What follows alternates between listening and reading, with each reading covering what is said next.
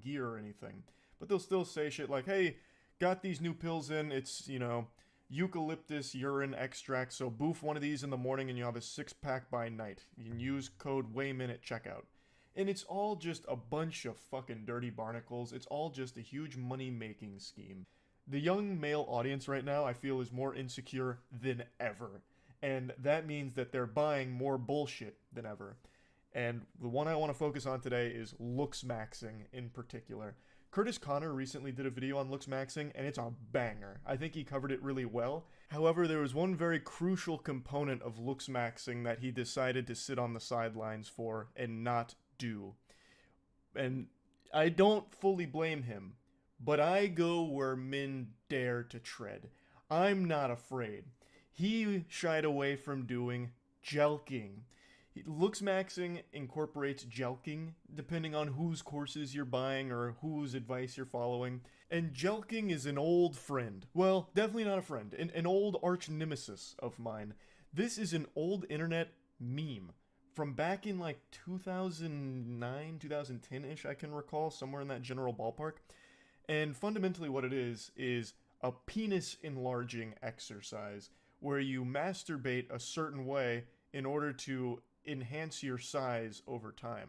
Now, for obvious reasons, I can't pull up any video tutorials that demonstrate the technique. I can't show any of the diagrams or any of that go over this advanced maneuver. So we're going to do this the old-fashioned way, old natural. I brought a tool here, a little instrument that we're going to use to showcase the jelqing jutsu. So there were a couple techniques back in the day. You know what, let me go ahead and give you my origin story with jelqing, because I actually have a personal connection to it. It's an old friend. Rather, not a friend at all. We weren't on friendly terms. An old arch nemesis. If you've been around the channel for a while, you'll know that when I was really young, I got most of my advice, my life advice, through the internet. Mainly Reddit, a little bit of 4chan as well. And back then, jelqing was kind of popular as a meme. But no one really subscribed to the belief that it would make your cock bigger or anything like that. Some people did it as a joke, or some people did it because, you had nothing to lose at the time. So there was a few techniques that floated around. I'll showcase both of them on this banana here, my helper. So the most popular at the time was the old hook method. And what you would do is you'd hook one finger around your cock at the base, and then you'd really, hard slowly go up towards the top of your penis like you were trying to squeeze toothpaste out of the tube, and you would do this for 10 reps, and you'd do this for okay, we didn't need the stem of the banana anyway. We can still continue the demonstration on this part. So you would go through this process for whatever your rep range was. And by the end of it, the idea was it would be stretching the blood vessels and stretching all the tissue in there. So over time, that would be its new norm, like this stretch state. It would grow it over time because it's constantly being forced to stretch. However, there was never any real scientific evidence backing that up. The other big one at the time was you would take like this, and you would go from top and base, and you would kind of like you were playing a fucking small accordion or something. You'd go back and forth, just rubbing it together, and then had a little spillage out the ass end of it. And what would happen over time is the same thing. Again, stretching the blood vessels and the tissue and all that, and supposed to grow your wiener. But as you might imagine, it doesn't really work. It never really worked. There was never any evidence for it other than anecdotal shit, which I'm pretty sure were just trolls getting people to keep doing this, because what it does do, and what is very well documented, is it damages your penis, and it can actually lead to impotence. And I have a personal story in regards to jelqing because I have tried it. Like I said, I got most of my advice online, and being an insecure young man, I was miserable. I hated my appearance. I hated pretty much everything about myself. So I thought, why not? I'll give it a fucking whirl. So I did it, and I hurt myself. And I think I told a story not too long ago where I did a pseudo jelqing exercise one time and actually had to go to the walk-in clinic because I could no longer piss.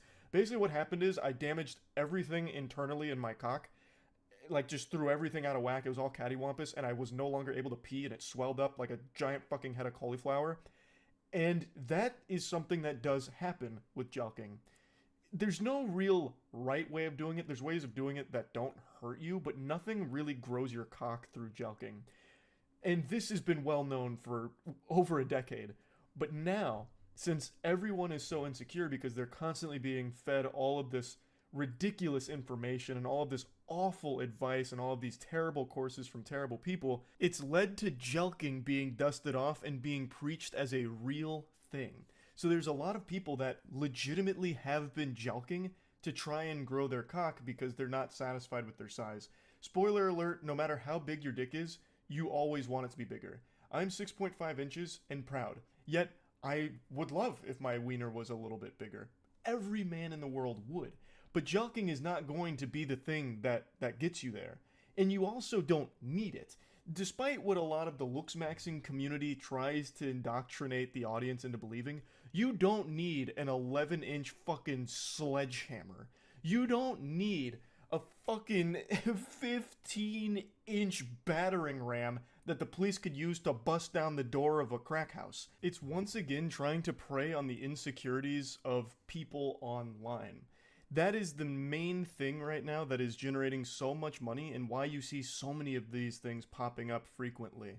Now, I don't think every single thing about looks maxing is evil. Like, I do think there are people online that are just sharing generally good advice and calling it looks maxing. Super simple shit like brushing your teeth, taking a shower, or if you're unsatisfied with your physical body, working out and giving advice on like going to the gym, where to start, things like that. All of that's totally fine. Like, that's all good, positive stuff. Absolutely. Eating healthy, great. But then there is that evil side of it where it starts talking about if you don't have a jawline that could cut glass, you're going to be alone forever because it's the main thing women like, or the hunter eyes instead of the prey eyes, or if your dick isn't huge, and then they start like selling courses on like jelk maxing and, you know, fucking jawline exercises and shit like that. It gets really bad really quick. But anyway, jelk at your own risk. I personally wouldn't recommend it, but I'm not a doctor. I don't know what's best for you. Maybe you'd see incredible results. Who knows? I think probably not. I think what's likely to happen is you hurt yourself, but if you really are a jelking enthusiast, then I'm not going to stop you. I'm not your dad. I'm not going to bust in there and slap the penis out of your hand or anything. You go crazy on it. I just wanted to talk about it a little bit because I could not believe how popular jelking had become again. So yeah, that's really about it. Beware of jelking. See ya.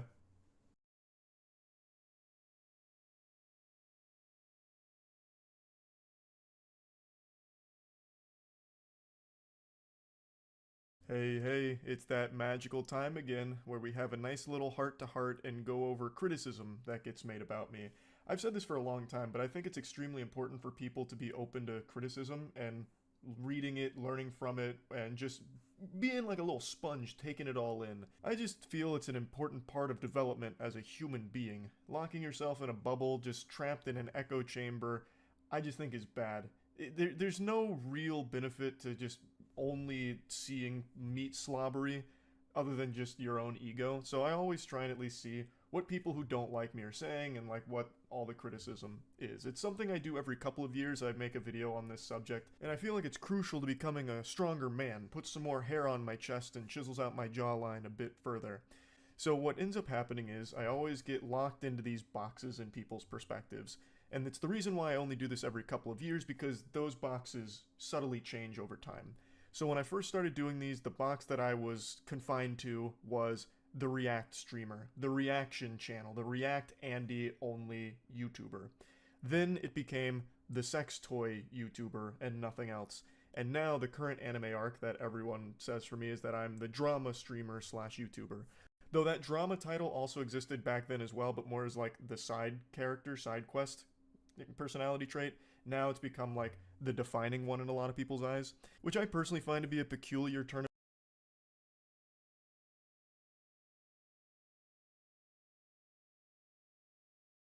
of events, because drama used to be far more prevalent in my content and on my streams a few years ago than it is now. I used to be the instigator, the fucking catalyst in a lot of drama back then. I would be bringing poop to a piss fight pretty often. Nowadays, I'm usually going over wackier stories, but I do still, of course, cover quite a bit of drama. I've always had a fascination with it all the way back in 2016, so it's always been a pretty core part of things I cover. But it is odd to see that that's now like the main label people give to me. But anyway, let's go ahead and start diving into these things a bit further. So if you're ever trying to feel bad about yourself, go on Reddit or Twitter. It's the most effective way of immediately feeling pretty shitty. So in the land of the narwhal baconing at midnight, there is no traction on any posts about me unless it's shitting on me, making things up about me, or just generally insulting me for a variety of things. So those are the posts that float to the top and I see. So I've got kind of like the main bullet points from most of these posts, and I want to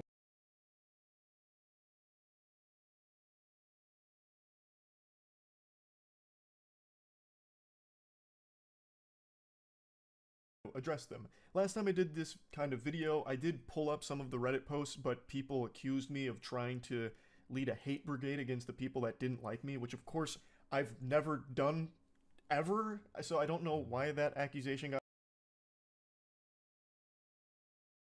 tossed out, but I'm not trying to roll around here in the mud and give any kind of bad impression on what this video is supposed to be about, so I'm just going to give you the main points that get tossed around here. And by far the biggest one is always, my content used to be so full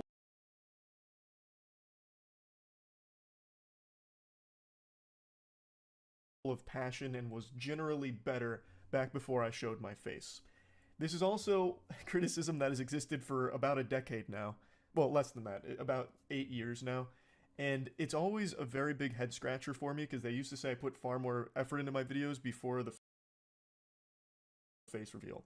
Now, as I've always said, it's totally fine to not like me, or you get tired of my content, get tired of me, whatever, throw me to the side, hey, you know, like that scene in Toy Story, I'm done playing with you. I get it. That's totally natural on the internet. But this criticism is one that I always am left with a question mark over my head. Because as I've stated multiple times, the content I used to make, the gameplay commentary videos, I shit these puppies out in less than 10 minutes. I was like Jimmy John's with a freaky fast delivery of content that I really didn't enjoy making all that much. Like, it was great escapism for me, but it became something that was more of like a mental strain sometimes, because as I've stated, I was going through a lot during this period. So the example right there, Halo Reach forklift, it's 5 minutes long. That's how long that whole video took me to make. Now, again, to reiterate this point, it's totally fine if you prefer that style of content from me back then, but it's objectively wrong to say that I was happier making that content or that I put more effort into that content than I currently do. Because nowadays I put significantly more effort into the content I make. Even something as simple as making fun of some alpha male douchebag tutorial looks maxing video or something is much more time that I put into that than any gameplay commentary video I ever made. Again, all of those gameplay commentary videos, the runtime is actually how long I spent on them. So they are factually less effort than anything I've done recently. But again, I didn't enjoy that process either. I've stated multiple times that when I was making these gameplay commentary videos, I had this like mental checklist of things I needed to go through for these videos, so I would just spit out this stuff that I had already kind of knew I was going to say beforehand. So I would always spam the word nipples as much as possible because people liked when I said nipples. I would talk about cum as much as I possibly could fit into the video. And then I'd make sure to interject as many XD random sentences as my little noodle could cook up. So in that Halo Reach video, the quote that everyone really loved was, well, rub my nipples with sandpaper and beat my wiener with nitroglycerin, somehow that bitch got me. And that's just randomness out the wazoo. Like, I'm basically holding up a spork while saying that. And that was the vibe of every gameplay commentary video, because I went into them with this pre-established checklist that I needed to tick all the boxes on. So another big one, you must be licking my nipples with the tongue of an elephant. Stuff like that. It's just random shit that I would say. There's nothing wrong with liking that. 100%, you're totally fine to still enjoy that, but it's not something that I'd like doing anymore. I don't script any of my shit. I feel like that actually takes a lot of the fun out of the process for me. I like just being able to go on the fly and get silly with things. And sometimes jokes work, sometimes they don't. But I just like that it's always a new experience. I'm not going in there like, okay, I need to mention nipples 5 times, I have to talk about titties and, you know, coming titties too. Like, I didn't like that. So I don't miss making those kind of videos, but I know one of the main sentiments a lot of people echo is that they miss those kind of videos from me. And I'm sorry to tell you that I don't see myself going back to that. I really hated it. Like, I really grew to not enjoy that process. And it's actually why, if you've been around for a while, you'll know after my lung collapsed for the third time, I took like a 2 or 3 month break from YouTube. I heavily contemplated not coming back because it was such a strain to me to like have to force myself to say these things while playing these games because it's what people expected me to say. But I eventually did push through, and then my content changed, and I got happier, and I liked a different direction I was going. Like, I've been happier making content now than I ever have in the past.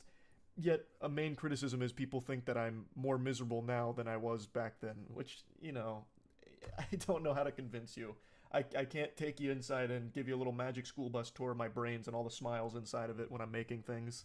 Now, the next major thing that people are often criticizing me for is abandoning React content, which is crazy because when I last made this video, people were attacking me for making React content, and now people are really nostalgic for it. The biggest post right now criticizing me is about how dog shit my streams are because I don't do React content anymore, and all the 100 or so comments are agreeing with them that, yeah, my only talent was reacting to videos, it was the only thing I was good at. Now that that's gone, they had to unsub this and that. And I don't really understand why you're still in the subreddit if you've unsubbed and hate me. I don't really get the point of that, but I'm not your dad. You can spend your time however you want. But basically saying that now that the React content's gone, the streams suck. And then in other posts in the past, there was a lot of comments on posts like these saying that, yeah, now all he does is pump out low effort slop, which I think is an ironic thing to say on posts missing my React content, because even when I was doing React content, I was very open about how low effort that was. There is nothing more low effort than React content, period. And even the biggest reactors on the planet will agree with that sentiment. And yet, for some reason, they're saying that that was higher effort content and higher quality, which I think is a little weird. Even like the drama content I make, like the Niji Sanji video I made a few days ago, that was multiple hours worth of research to get all of the information and learn about it. So that's already more than any React video ever made. So I used to be big into reaction content. Most of my streams on Twitch for the longest time were just watching other people's videos and making jokes about them with the chat during it, and I would upload those to my channel from time.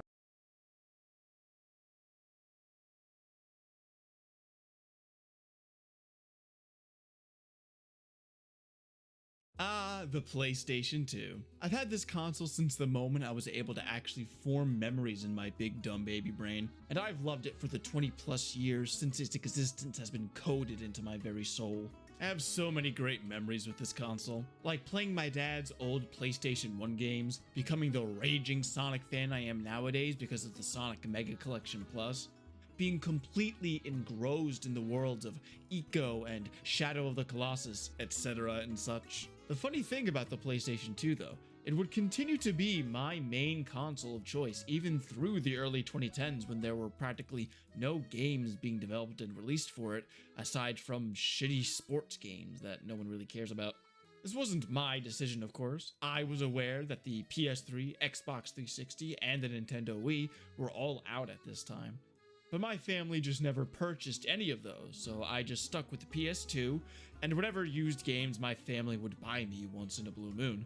Of course, I still collect PlayStation 2 games to this day, but obviously these are all purchased online or through some secondhand retro game stores where the games are all used.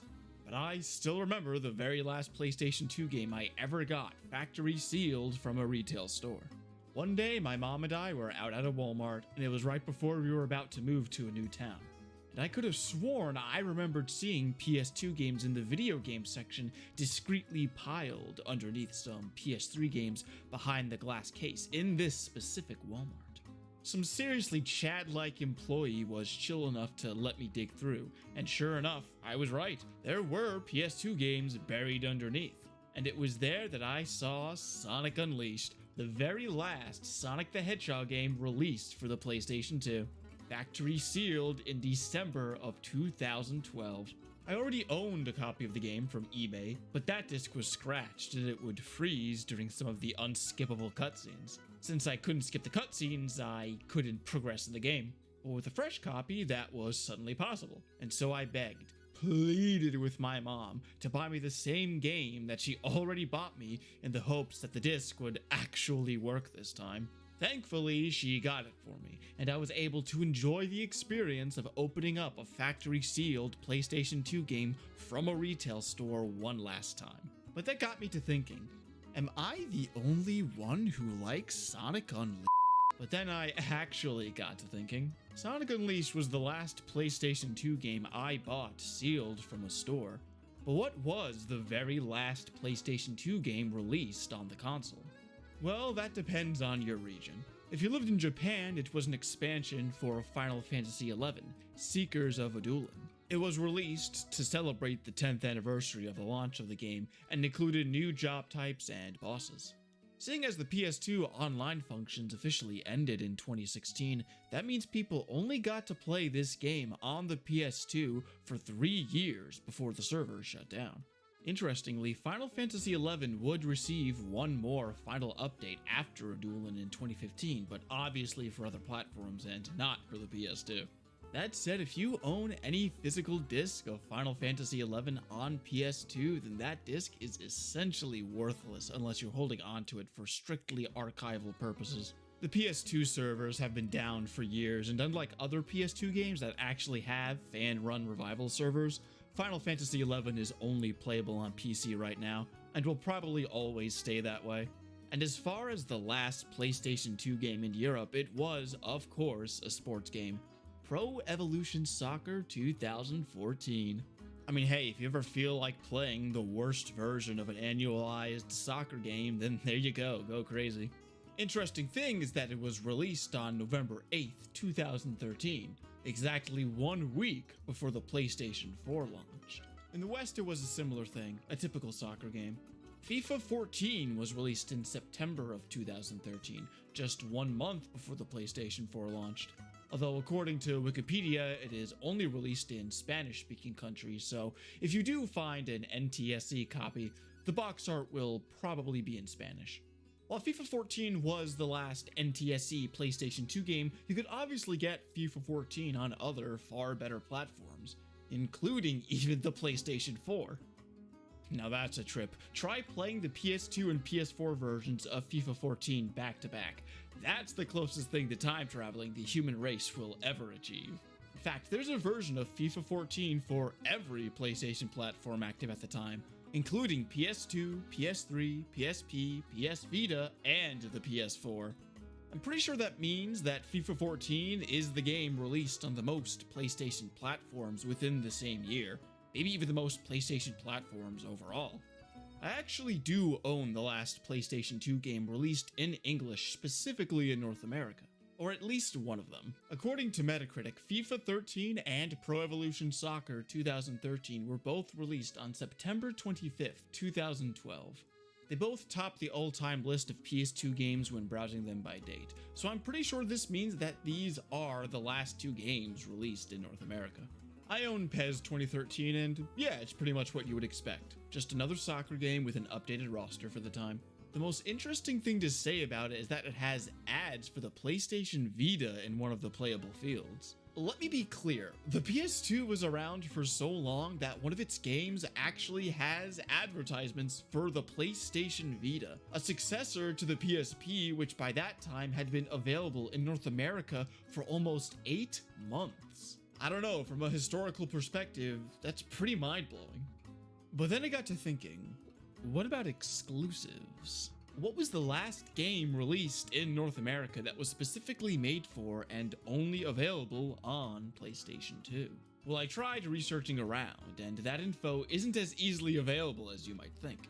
I found a couple of forum pages, but nothing pointed me to a definitive answer. At the very least, I found a list on Wikipedia that listed every game that was currently available only on the PlayStation 2.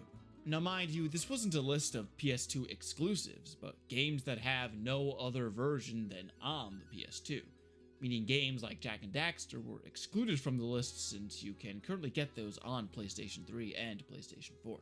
Although oddly enough, Parappa the Rapper 2 was still on the list, which is also available on the PS4, so I guess it's not entirely complete. Another really helpful resource was actually Metacritic, which had a complete list of every North American PS2 game released in chronological order.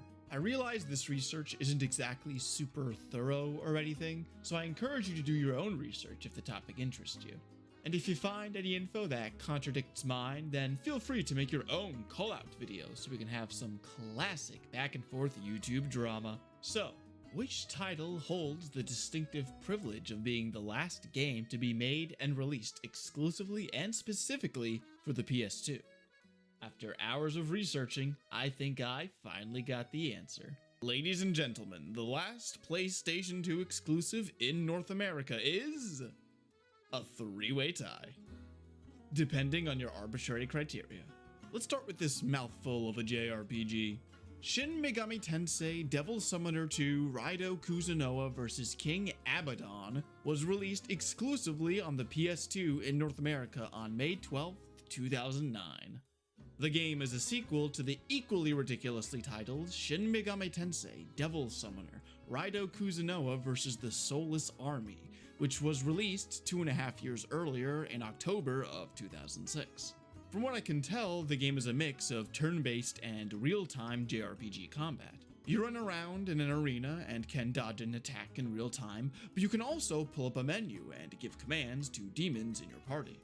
I'm assuming it's structured similarly to how the combat in Final Fantasy VII Remake was structured, but with Shin Megami Tensei's signature demon negotiation and summoning. What's interesting about this game, as well as its predecessor, is that only the battle arenas and character models are fully 3D, while the environments outside of battle are completely pre-rendered. That's right, pre-rendered 3D environments on a home console video game in 2009. You know, the same year fucking Uncharted 2 was released. I'd imagine that this must have made Devil Summoner 2 seem pretty dated from the very moment it came out. Like, I didn't know we were playing Final Fantasy VII or fucking Resident Evil 1. But I guess that's just part of the charm of being a late-era PlayStation 2 game. They're so oddball and nonsensical that they shouldn't even exist. And yet, games for a console years past its prime just keep coming out for whatever reason. And with pre-rendered environments, no less? Utterly wild. From what I can tell, the game was received well too, so damn, chalk it up to Atlas yet again. These guys could build a game with the budget of a ham sandwich on the fucking Commodore 64, and they would still find a way to turn it into a cult classic. The game was also released on PSN for the PlayStation 3 in 2014, so if you have a PlayStation 3 laying around and you want to play the last PlayStation 2 exclusive, get it before Sony pulls the plug on the PS3 for good. It's bound to happen any day now. Of course, if you want to play the game on real PS2 hardware, you can do that too. All you need to do is go to www.ebay.com, type in Devil Summoner 2 in the search bar, and cry. Cry for fucking hours. Anyway, I did say this game was a three-way tie, so which game is next? Well, that game would be DDR.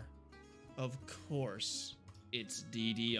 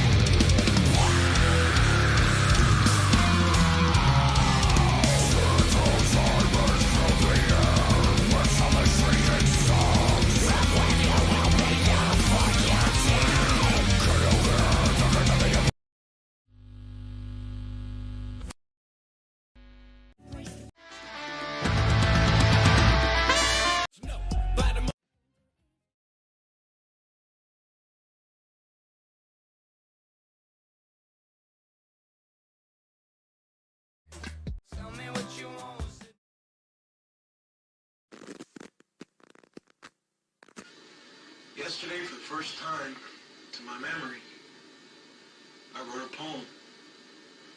And I'd like you to hear it.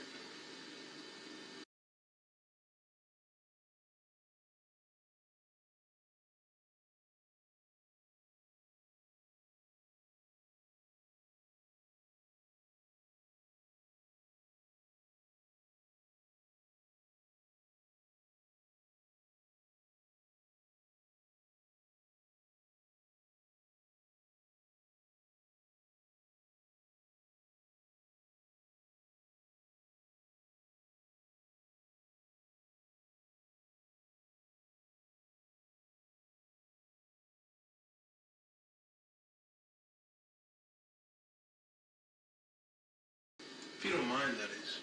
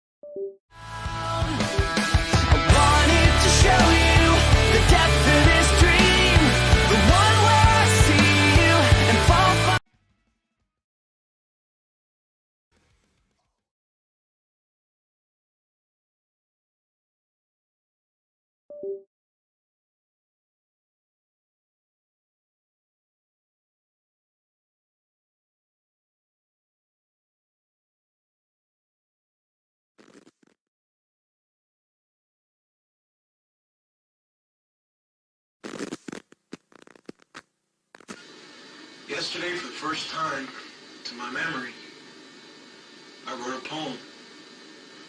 And I'd like you to hear it. If you don't mind, that is.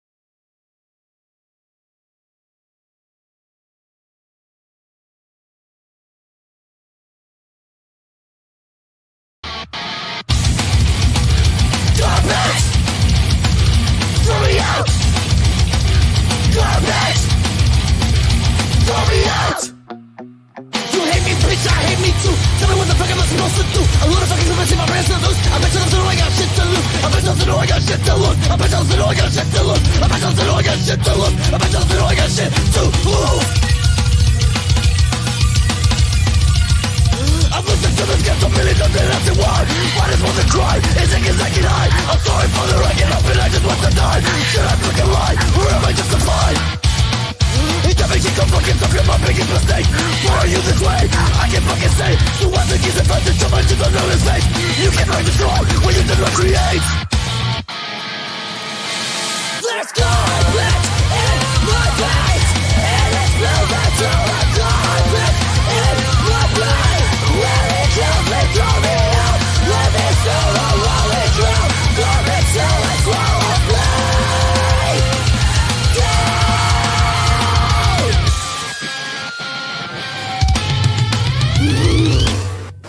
Fuck.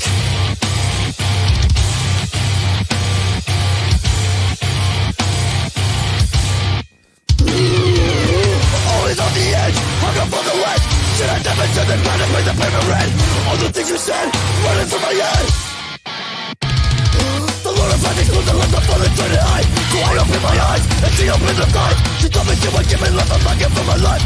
I told her to fight, and she told me you're mine. Garbage! Throw me out! Garbage! Throw me out!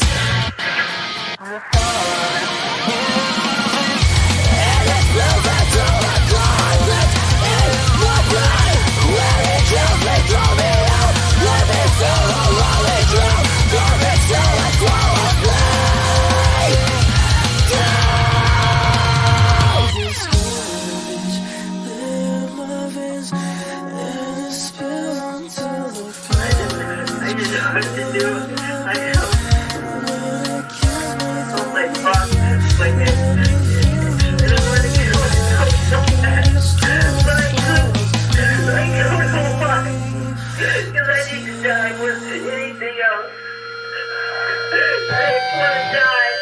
There's garbage in my face, and it spills into the garbage in my brain. When it kills me, throw me out. Let me feel the rolling drown. Garbage till it swallows me. Down. There's garbage in my face, and it spills into the garbage in my brain. When it kills me, throw me out. Let me feel the rolling ground. Garbage till it swallows me. Down.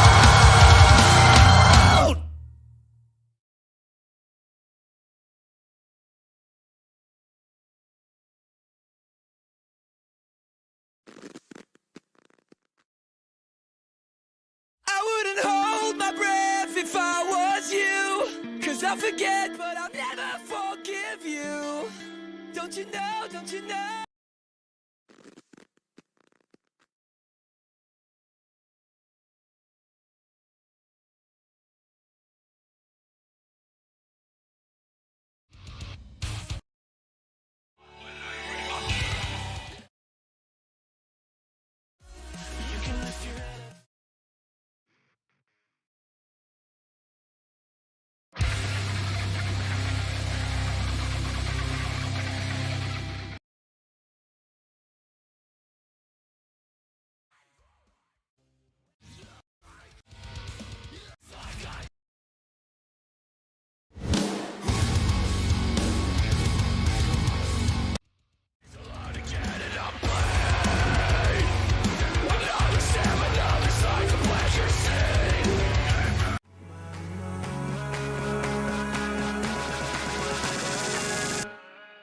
Yes, it feels good.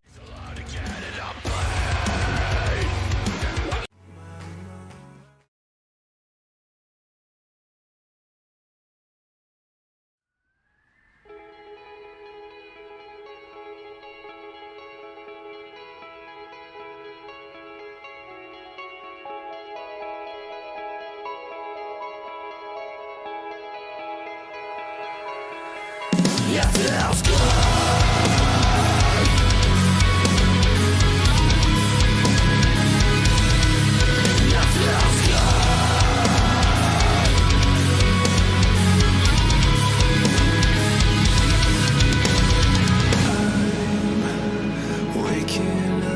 this time, like I've never been tired of making up my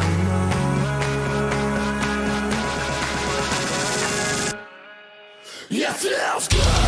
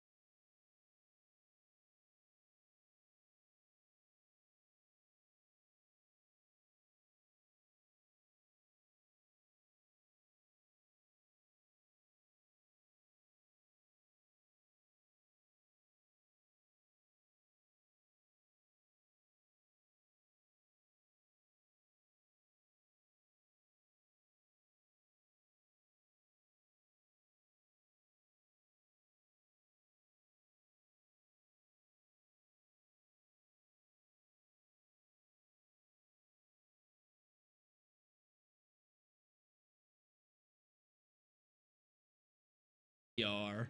Konami released a metric ton of DDR games for the PS2. More than any human being could ever want on their PS2. So of course, DDRX2 was released only in North America on October 27th, 2009, 5 months after Devil Summoner 2, making it the last PS2 exclusive in North America. Or so I thought. While yes, there was a PS2 game called Dance Dance Revolution X2 that released on the PS2 in 2009, there was another game called Dance Dance Revolution X2 released in arcades just over a year later in North America on December 31st, 2010. So technically it's not really a PlayStation 2 exclusive because it was also released in arcades. Now sure, arcades aren't really a relevant platform to be compared to consoles, but it does count, so that should disqualify it, right? Well, it turns out that the arcade version and the PS2 versions of DDRX2 are actually pretty different from each other. For one, the menus are slightly different, and the track lists are actually really different. Only 25 out of the 60 songs from the console version are in the arcade version, and the arcade version has a shit ton more songs than the console version does too. So does this still count as a PlayStation 2 exclusive if another version of it also released in arcades just over a year later? Since the game is not exactly the same as the arcade version, do they count as two separate games? I mean, they both have their own Wikipedia articles to distinguish between them after all, so if Wikipedia considers them separate games, should we? Really, it's all technicality and entirely dependent on what you think. Personally, I think the idea of the last PlayStation 2 exclusive in North America being a DDR game is pretty lame, so I'm going to spitefully not count it. If you're lame and you want to, then that's fine by me, but I'm considering the last PlayStation 2 exclusive to be Devil Summoner 2.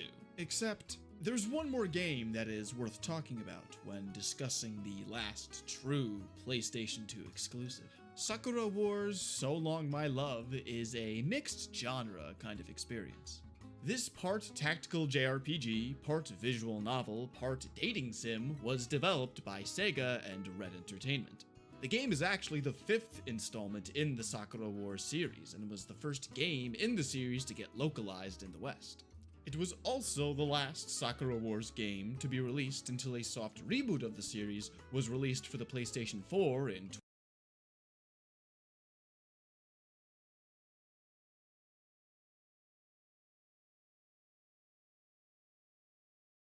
Hello guys and gals, me Mutahar. I feel like a cuckold today because I've just kind of been watching everybody else have fun playing, this one video game while I've just been sitting in the old chair, watching everyone, have a good time, play around with a video game. That's a heck of a way to start a video. Now, there's a pretty big problem with a game known as Helldivers 2, and this is an interesting problem. The game's actually good. It's actually amazing, all right? Now, when you get into this game, I'm just going to give you a second to understand, okay? It's a 4-player cooperative extraction game, and for me, I don't really play a lot of extraction games. I think most of them are boring. This one is actually fun. You drop in like an ODST, you got some objectives around the map. Sometimes it's like destroying an outpost, destroying a weapons depot. Sometimes it's launching a goddamn ICBM and watching a nuclear bomb go off. I'm not even joking there. And in between all of it, you're squashing bugs, you're squashing robots, and the most important aspect of it, you're spreading democracy, okay? All right, according to this game, the greatest political system to ever exist, right? But you know the problem with a game like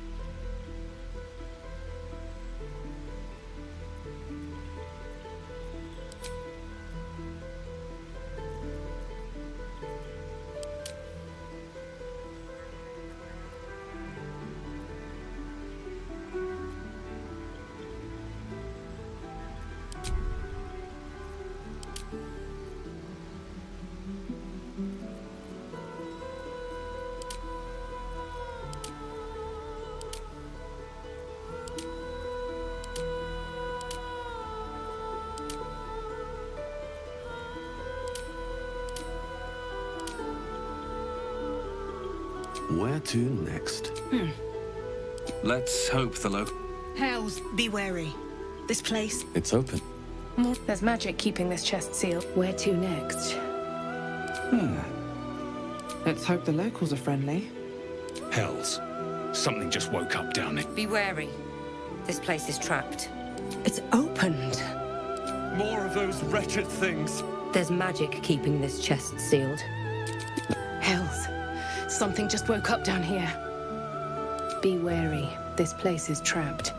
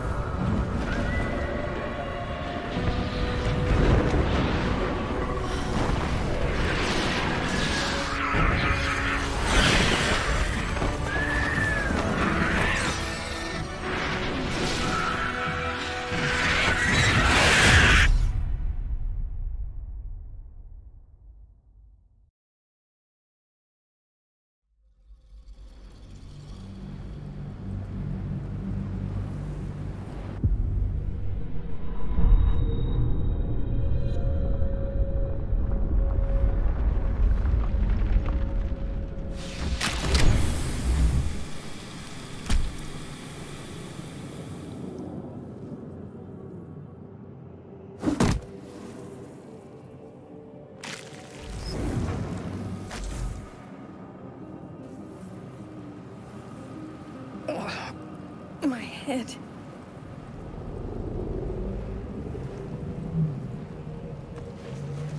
This is the pool that thing came from. The parasite now writhing behind your eye.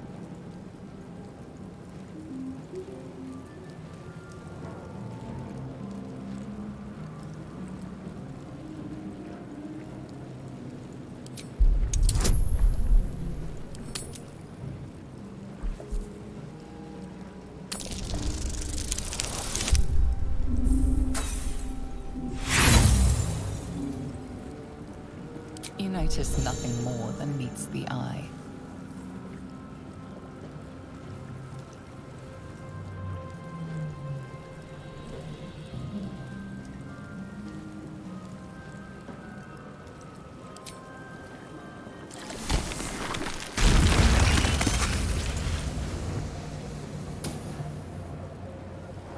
What's hiding here?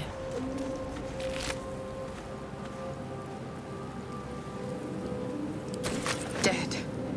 Good.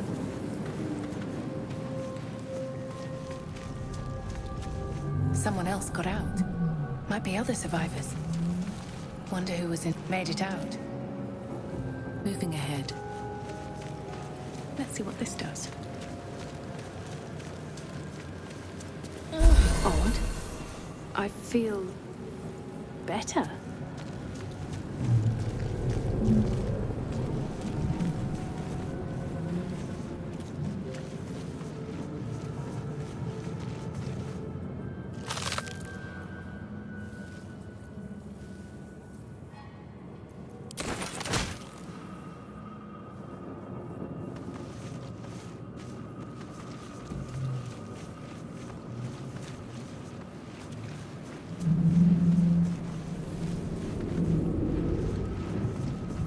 Where the hells are we? Might still be stuck inside if we hadn't been attacked.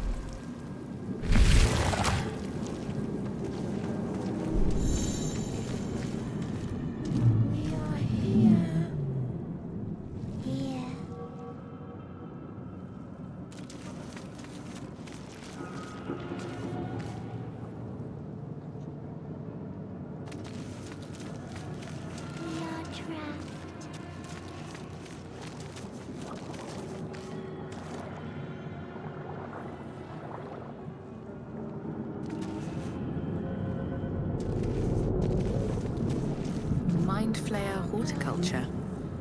Odd things. Wonder what plane they're from. 1,000 years of humanoid history. Elves, dwarves, humans, and more flash behind your eyes.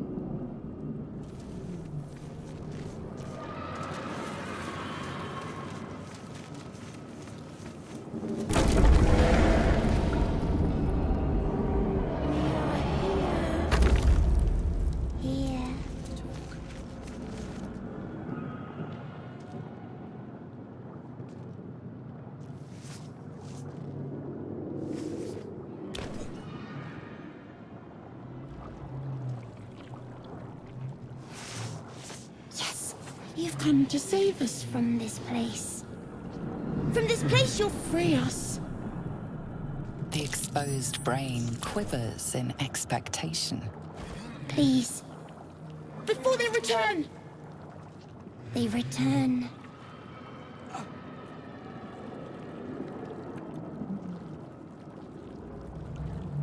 A newborn. Born new from this husk. You realize you're talking to an intellect devourer, a minion of the Mind Flayers who abducted you.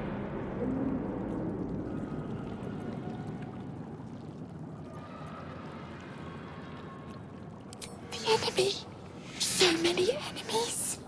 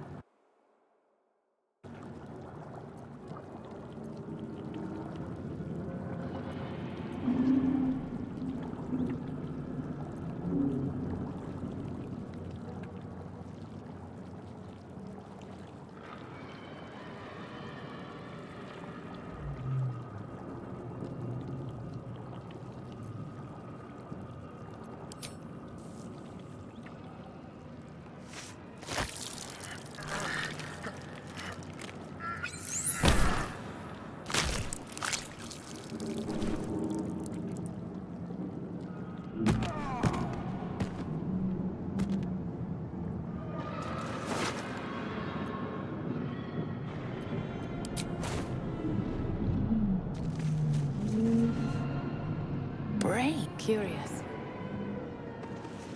Nothing but brains. Food for mind flayers, I suppose.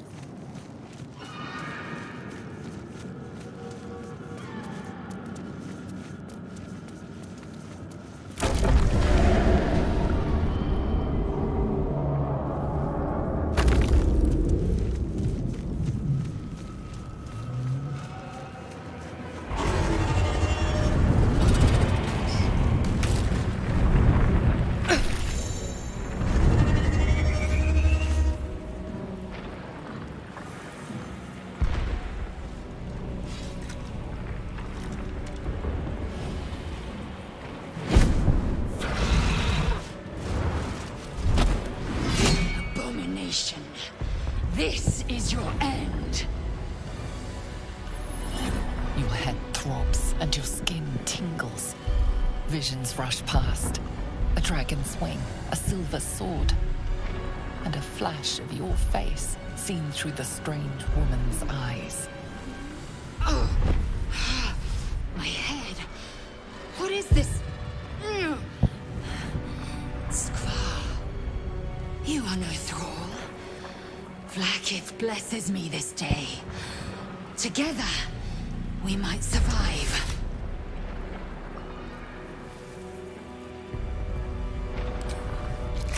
First, we exterminate the imps.